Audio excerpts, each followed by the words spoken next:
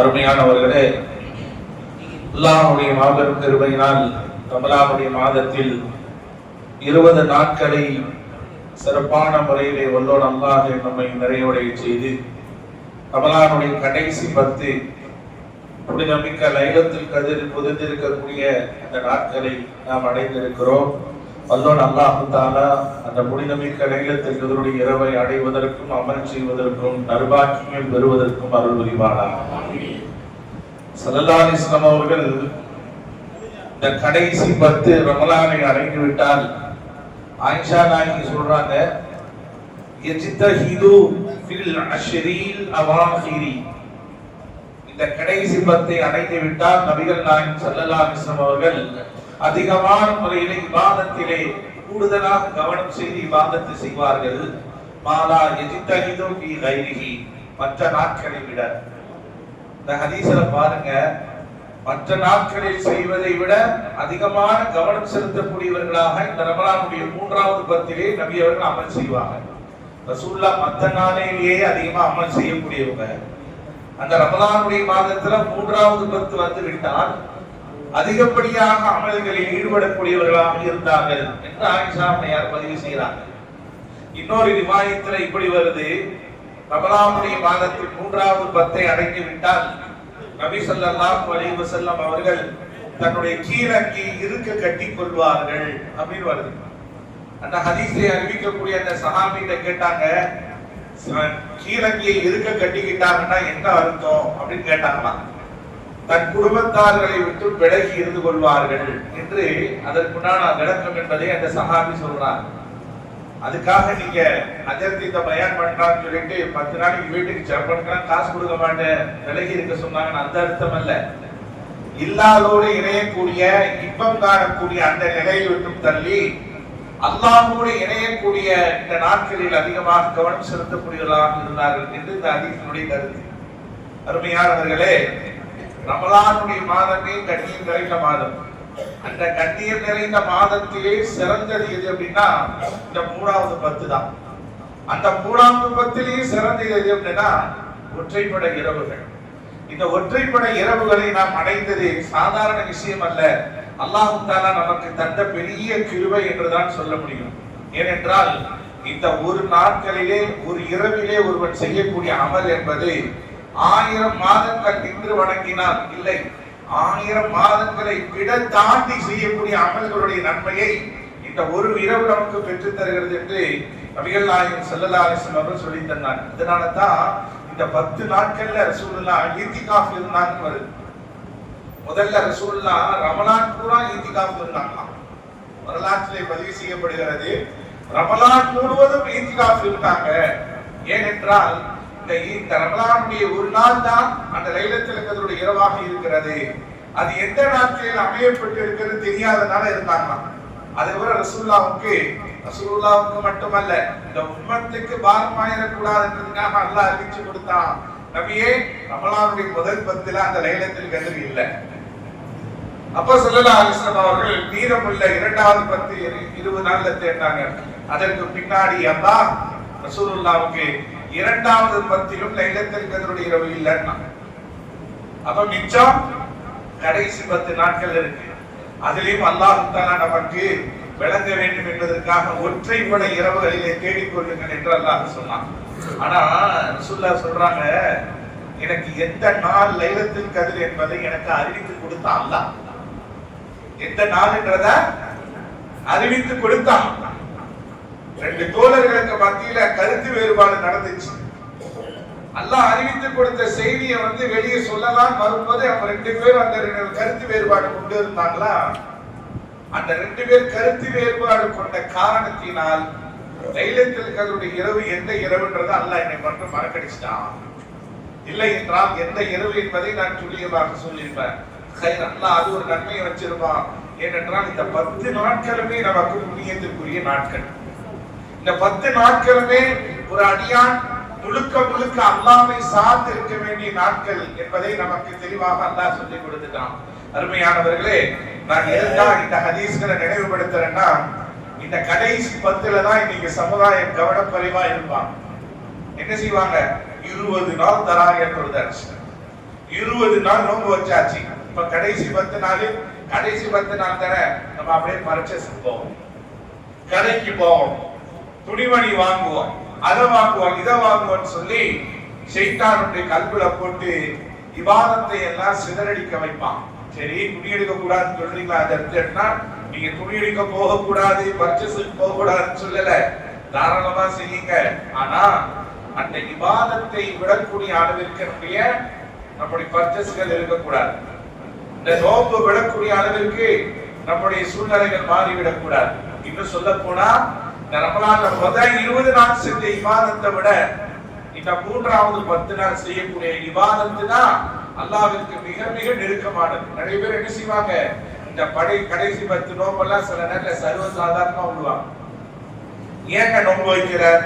பர்ச்சேஸ்க்கு போனவங்க, கடைக்கு போனுங்க, பிள்ளைக்கு துணிமணி வாங்கணுங்க என்ற பெயரால சர்வசாதாரணமாக நோன்பு விடுவாங்க.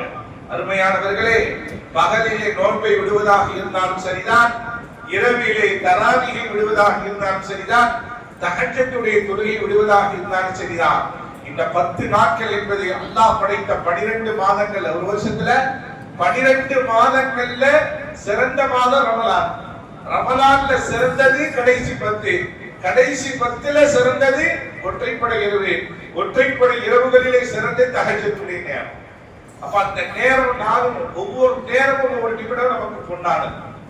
நாம் தேவைக்கு பயன்படுத்திக்கிறோம் தான் வெளியில போய், ஆனா தேவையில்லாம வெளியில சுத்தி நம்ம நேரங்களை என்ன செஞ்சிடக்கூடாது, வீணடிச்சிடக்கூடாது. முடிஞ்ச அளவுக்கு பள்ளிவாசல் இருக்கிறதும் பரலான தொழுகைகளை கதா இல்லாம நிறைவேற்றுறதுக்கும், விடாம தொழுகிறதுக்கும், நோப விடாம வைக்கிறதுக்கும், தராவியா தஹஜ்ஜுடைய தொழுகை தொழுகிறதுக்கும் ரொம்ப அதிகமா கவனம் செலுத்தணும். ஏனென்றால் இந்த வருடத்துல அல்லாஹ் நம்மள ஹயாத்தாக்கி வச்சிருக்கிறான். அடுத்த வருடமும் அல்லாஹ் ஹயாத்தாக்கி வைக்கணும். அது வைக்கணும்னா நம்ம அல்லாஹ்ட்ட கேட்கறதுக்கு தகுதியான நேரம் இது. அல்லாஹ்ட்ட என்ன கேட்கணும்? யா அல்லாஹ், எனக்கு இதுவே கடைசி ரமலானாக இல்லாம இன்னும் எனக்கு பல ரமலானை சந்திக்கக்கூடிய வாய்ப்பை கொடு, ரமலானை சந்திக்கக்கூடிய வாய்ப்பை கொடுன்னு கேட்டாலே அதுக்குள்ள என்ன வந்துருச்சு, ஆயுள் காலத்தை கேட்ட மாதிரி ஆயிடுச்சு. அடுத்த ரமலானை கேட்கும் போது அடுத்த ரமலான்ல திரும்ப கேட்டுக்கிறேன் அப்படின்னா, அப்ப நம்ம ரமலானை அதிகமாக கேட்பதோ லைலத்துல் கத்ரை சந்திப்பதற்குண்டான வாய்ப்பை அல்லாஹ்ட்ட கேட்கறதுக்கு ஒரு தகுதியான நேரம். அதனால எந்த காரணத்தை கொண்டும் பர்ச்சேஸ்ன்ற பேர்ல, வியாபாரம்ன்ற பேர்ல இந்த நேரத்தை வீணடிச்சிட வேணாம். முடிஞ்ச அளவுக்கு பள்ளிவாசல்ல நேரங்களை செலவு பண்றதுக்கு முயற்சி பண்ணுவோம். நம் தேவைகளை எல்லாம் அல்லாஹ்ட்ட கேட்கறது ஒரு தகுதியான நாட்கள் அல்லாஹ் தந்திருக்கிறான். இன்னைக்கு பாருங்க, ஒரு செய்தி உங்களுக்கு நல்லா தெரியும். யாரும் வருது சகோதரர் 9 கேஸ் விலைலாம் கூடி போய் நிக்குது, தட்டுப்பாடு, எரிவாயு பெட்ரோல் எல்லாம் தட்டுப்பாடு. நம்ம மோடியை திட்டினாலும் சரிதா, எவனை திட்டினாலும் சரிதா, ஒன்று நடக்க போறதுல. இப்ப நமக்கு கதி அல்லாஹ் தான். ஒரு சின்ன ஒரு பெட்ரோலை கேஸ கொஞ்சம் நெருக்கடி பண்ணோடனே நாடு ஆடி போகுது. இன்னும் அல்லாஹ்வுடைய பிடி முழுமையா வரல. முழுமையா வந்தா அப்படின்னா அவ்வளவுதான். அல்லாஹ் என்ன சொல்றான்? ஒரு சின்ன ஒரு பெட்ரோல் தான். பெட்ரோல் இல்லாம உலகத்துல நிறைய விஷயங்கள் நடக்காதுன்னு வருது. ஆனா முழு அல்லாஹ்வுடைய அனுபவ தரிசனம் என்ன செய்ய முடியாது, ஒன்றும் பண்ண முடியாது. கையில எவ்வளவு துட்டுன்னா துட்டை வச்சு திங்க முடியாது. இங்கதான் அல்லாஹ் தன்னுடைய வல்லமையை வளர்க்கிறான். ஒரு நாட்டுக்கு இன்னொரு நாட்டுக்கு நடக்கக்கூடிய, எங்கேயோ நடக்கக்கூடிய ஒரு பிரச்சனையில எங்கெல்லாம் அடி வாங்குது, பாதிப்பு ஏற்படுது பாருங்க. இன்னைக்கு நம்ம இங்க ரமலான்ல சிறப்பா ஏசியில உட்கார்ந்து சுட சுட முந்திரி பாயாசம் குடிச்சிட்டு உட்கார்ந்து இருக்கிறோம் இல்லையா? ஒரு நாட்டுல ஒரு ஊர்ல ஒழுங்கா உயிர் வேணும்னா ஊரை விட்டு ஓடுனே கொட்டி படுக்கலாம் தூக்கிட்டு போகுது ஒரு ஊர். எந்த ஊருன்றது உங்களுக்கே தெரியும். அல்லாஹ் தஆலா அந்த மாதிரி ஒரு நிலையை நமக்கு தராம வச்சிருக்கிறானே நினைச்சு பார்க்கணும். அல்லாஹ்வுக்கு நன்றி செலுத்துறோம். அந்த ஊர்கள்ல ஒருவராக நம்மள அல்லாஹ் ஆக்காம இன்னைக்கு ஒரு சௌகரியத்தோடு நம்மள வாழ வச்சுக்கிட்டு இருக்கான். லைட்டா தட்டுப்பாடுதான் வந்திருக்கு. துவா கேட்போம், யா அல்லாஹ், பெட்ரோல் இல்ல, கேஸ் இல்ல, தண்ணி இல்ல, உணவு இல்ல, எந்த விஷயத்தையும் நீ மத்தியத்தை கொடுத்துறாத. அல்லாஹ்ட்ட கேட்கக்கூடிய ஒரு தகுதியான நாட்களை சந்தித்துக் கொண்டிருக்கிறோம். மிஸ் பண்ணிடாங்க. அல்லாஹ்ட்ட நம்ம கண்ணீர் ஒடிச்சு கேட்கணும். நம்ம இல்லங்க, நம்ம சந்ததிகள் கூட இந்த மாதிரி பாதிக்க கூடாது. இதெல்லாம் அல்லாஹ்ட்ட கேட்கக்கூடிய ஒரு நல்ல தருணம். யார் அல்லாஹ்வை பயந்து அல்லாஹ்வுக்கு ஷுக்ரியா செய்யக்கூடிய எண்ணத்தோட நம்ம கேட்கிறோமோ, நிச்சயமா அல்லாஹ் என்ன செய்ய மாட்டான், அந்த வறுமை கோட்ல கொண்டு போய் விட மாட்டான். குர்ஆன்ல சொல்வார்ல, 5 விஷயங்களை கொண்டு நான் இந்த மக்களை, குறிப்பாக மூமின்களை சோதிப்பேன்மா. சூரத் பக்ரால வருது அந்த ஆயத்து. وَلَنَبْلُوَنَّكُمْ بِشَيْءٍ مِنَ الْخَوْفِ وَالْجُوعِ وَنَقْصٍ مِنَ الْأَمْوَالِ وَالْأَنْفُسِ وَالثَّمَرَاتِ. 5 விஷயத்தை அல்லாஹ் சொல்றான். அதுல முதல் விஷயம் என்ன தெரியுமா? அல்லாஹ்வுடைய சோதனையில பயத்தை கொண்டு உங்களை நாம் சோதிப்போம். பயத்தை கொண்டு நாம் சோதிப்போம். இன்னைக்கு நம்ம வீட்டுல சோறு வேகுது, அடுப்பு எரியுது. இன்னும் ஒரு வாரம் கழிச்சு என்ன நடக்குமோ? உலகமே செய்தியே என்ன செய்யுது, பார்க்கலாம் என்ன நடக்கிறது என்று. எல்லாம் ஒரு கேள்வி, என்ன நடக்க போகுது, ஏது நடக்க போகுது. ஆனா இன்னைக்கு நமக்கு பயம் வருதா? அல்லாஹ் இந்த நிலைமையை விட்டு மாத்தணும், யாரெல்லாம் உனக்கு மாறு செய்யாம நடக்கிறேன், இந்த மாதிரி ஒரு நெருக்கடி எனக்கு தந்துராத எப்படின்ற ஒரு பயம் வருதா? நம்ம டீ கடையோ முக்குச்சந்திலையும் நின்று கதை பேசிட்டு இருக்கோமே ஒழிய, யார குறை பேசலான்ற விஷயத்துல சிந்தனை செலுத்துறோமே ஒழிய, இதுக்கு தீர்வு என்ன? ஆட்சியாளர்கள் ஒரு அளவுக்கு தான், எப்பாட்டும் எவ்வளவு உதவ மாட்டான். நமக்கு கதியே ரப்பு தான். அப்ப அல்லாஹ்ட்ட நம்ம எப்படி கேட்டு இந்த நிலைமையில இருந்து மீண்டு வருவது? அல்லாஹ் தான் நமக்கு காப்பாற்றணும், அவனை தவிர வேற கதியே கிடையாது. ஈரான் கப்பலை விடுறதும் தடுக்கிறதும் அது மட்டும் நமக்கு பஞ்சத்தை தீக்கிறது அல்ல. அல்லாஹ் ரப்பல் ஆலமீன் நாடுனாதான் உண்டு. என் கையில பணம் இருக்குங்க, துட்ட வீசனா என்னத்தையும் பண்ணுவான், ஒண்ணும் பண்ண முடியாது, ஒண்ணும் பண்ண முடியாது. அல்லாஹ் தஆலா ரிஸ்க அளக்கணும், நான்தான் ரிஸ்க். அவன் நிறுத்தணும், நிப்பாட்டிட்டானா மொத்தமும் ஸ்தம்பித்து போயிடும். ஒரு கட்டத்துல தண்ணியை கொடுத்து சோதிச்சு பார்த்தான், நம்ம எல்லாம் பார்த்ததுதான். சில கட்டத்துல தண்ணியை இல்லாம ஆக்கி பஞ்சத்துல ஆக்கி வந்தான், அதையும் நம்ம அனுபவிச்சோம். ஒவ்வொரு கட்டத்திலையும் அல்லாஹ் நம்மளை சோதிக்கிறான். அப்படின்னா, டேய் உன்னையதான் கவனிங்க, என் பக்கம் திரும்பு, என் பக்கம் நீ உன்னுடைய தக்குவாவை கொண்டு வா, உன்னை கொண்டு ஒன்று நடக்காது, நான் தான்ன்றத அல்லாஹ் காட்டுறான். அவலா இரவு நாட்டம் யுஃப்தனூன ஃபீ குல்லி ஆமின் மர்ரத்தன் மர்ரத்தை சும்மலா யதூபுன வலாம் யதக்குரூன். அல்லாஹ் சொல்றான், ஒரு வருஷத்துக்கு ஒரு தடவையோ 2 தடவையோ நீங்க சோதிக்கப்படுறீங்க, கஷ்டத்தில் ஆழ்த்தப்படுறீங்க. அந்த நேரத்துல எப்படி இருக்கு நம்ம கல்வி? அல்லாஹ் நீதான் எனக்கு அழுகிறா, புலம்புறா, கையேந்துறா, எல்லாம் செய்யறான். அவனுடைய கஷ்டத்தை நீக்கி வச்சா சும்மலா யதூபுன, அல்லாஹ்விடத்துல தௌபா செய்வது கிடையாது, வலாம் யதக்குரூன், படிப்பினை பெறுவது கிடையாது. எல்லாம் தன்னை கொண்டுதான் நீங்கிற மாதிரி நினைச்சுக்கிட்டான். அல்லாஹ் சொல்லுகின்றான், இவை எல்லாம் என்னை கொண்டுதான் உனக்கு சௌகரியம்பா, உன்னை கொண்டு ஒண்ணு இல்ல. செல்வத்தை கொண்டு எதை வேண்டுமானாலும் சாதிக்கலாம் நினைக்காதீங்க. நீங்க பெரிய பெரிய வல்லரசு நாடெல்லாம் செல்வ செழிப்புல கொடிகட்டி பெருமை அடிச்சவனா நீ செல்லா காசா இருக்கிறான். அல்லாஹ் யாரை எப்படி எப்படி மாத்துவான். அதனால நம்ம கல்வில இருக்கக்கூடிய ஒரு விஷயம் அல்லாஹ் தான், அவனை பயப்படுவதுதான், அவனுக்கு வழிபடுவதுதான் கதி என்பதை தான் நாம் சிந்தனை கொள்ள வேண்டும். ரமலானுடைய மாசத்துல அதிகமா தொழுது, தஹஜ்ஜுடைய நேரத்தை தொழுது நம்ம அல்லாஹ்ட்ட கேட்போம், யா அல்லாஹ் உயிர்வாழும் காலமெல்லாம் எங்களையும் அசௌகரியத்துல ஆழ்த்திராத. உலகத்துல எங்கெல்லாம் நிம்மதி இல்லாத மக்கள் இருக்கிறாங்களோ அவங்களுக்கு எல்லாம் நிம்மதியான வாழ்க்கை கூடிய அல்லாஹ்னு சொல்லி அல்லாஹ்ட்ட கேட்கக்கூடிய ஒரு நல்ல ஒரு தருணத்துல நாட்கள்ல நாம் இருக்கிறோம். அல்லாஹ் அல்லாஹ்வுக்காக நம்முடைய துஆக்களை அல்லாஹ் கபூல் செய்வானாக.